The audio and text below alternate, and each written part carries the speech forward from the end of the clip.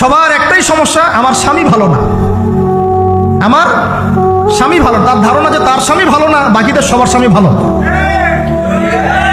নবী সাল্লাল্লাহু আলাইহি ওয়াসাল্লামের সামনে যখন কোনো মেয়ে এভাবে র্যান্ডমলি স্বামীর নামে অপবাদ দিত, মিথ্যাচার করত বা অভিযোগ আরোপ করত, আল্লাহ নবী সাল্লাল্লাহু আলাইহি ওয়াসাল্লাম রাগ হতেন।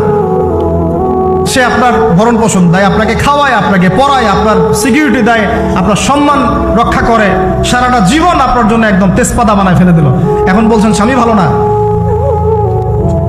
মেয়েদের দিনদার মেয়েদের মধ্যে যে পরিমাণ স্বামীর প্রতি অশ্রদ্ধা, অসম্মান আর কটুবাক্য, সম্মানহানি, গায়রতের খেলাফ কাজ করার যা দৃষ্টান্ত আমাদের সামনে আছে, আর বেদিনদের ব্যাপারে বলার তো আমার ভাষাই নাই।